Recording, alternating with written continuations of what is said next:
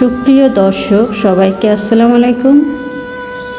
আর সাহিত্য টিভিতে সবাইকে স্বাগতম।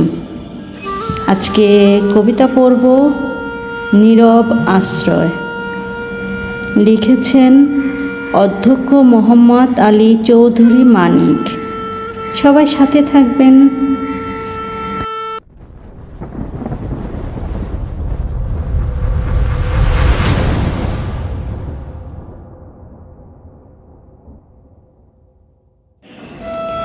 থেকে যাওয়া তুমি ভালোবেসেছিলে, ছাড়নি বলেই ভাঙনের মধ্যেও আমি শিখেছি ভর করে দাঁড়াতে।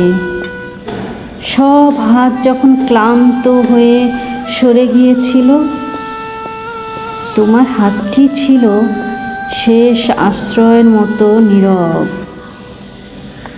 আমি তোমাকে দেই ভালোবাসার সেই ভাষা, যার উচ্চারণ নেই, যা প্রতিদিন শব্দ না হয়ে অভ্যাস হয়ে ওঠে।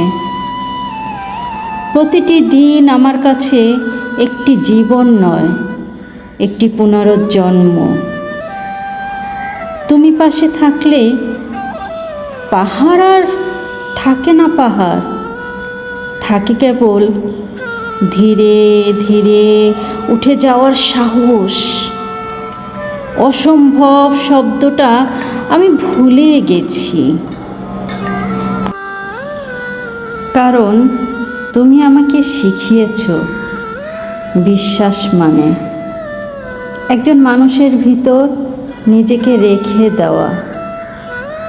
আমি ভেঙেছি, ভাঙা কাচের মতো নয়, বরং ভাঙা নীরবতার মতো। দুঃখ আমাকে ছিন্ন করেছিল অগোছলো অন্ধকারে, আর তখনই তুমি আমাকে জোড়া লাগাওনি, শুধু পাশে বসেছিলে। সেই থাকাটুকুই আমাকে বাঁচিয়ে দিয়েছে। তুমি আমাকে সাহস দাওনি, তুমি আমাকে ভয় পেতেও দিয়েছ, কিন্তু একা হতে দাওনি। তুমি ভালোবেসেছিলে এমনভাবে যেখানে ছেড়ে যাওয়া ছিল না কোনো বিকল্প। তাই আজ আমাদের মাঝখানে যা আছে তা প্রেম নয়, তা ইতিহাস। কারণ তুমি ছিলে আমার দুর্দিনের নীরব ঈশ্বর, যিনি কিছু বলেননি কিন্তু সব বুঝেছিলেন। আমাদের চোখের জল দরকারে ছিল হাসির গভীরতা জানার জন্য। কষ্টগুলো ভাগ না করলে ভালোবাসা বড় হয় না, শুধু সুন্দর থাকে। আমরা একে অপরকে প্রয়োজনীয় করেছি, যন্ত্রণা দিয়ে, ধৈর্য দিয়ে, থেকে যাওয়ার সাহসে। ভালোবাসার সুযোগ চায় নিজেকে বিস্তার করার, নিজেকে শক্ত করার, নিজেকে টিকিয়ে রাখার।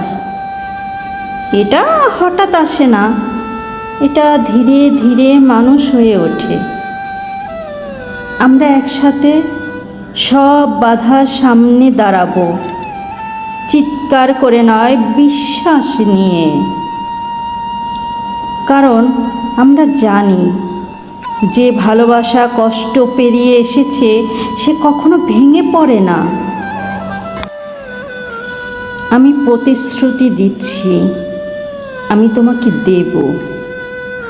আমার সুখের অতিরিক্ত নয়, আমার সত্যটুকু। ভালোবাসবো সম্মানের ভিতর দিয়ে, বিশ্বাস রাখবো নীরবতায়, শ্রদ্ধা করব উপস্থিতিতে। আমাদের ভালোবাসা হোক মহাসাগরের মতো গভীর, অদৃশ্য তলদেশে শক্ত আর উপরে শান্ত। শেষ নেই, কারণ কিছু ভালোবাসা শেষের জন্য তৈরি হয় না।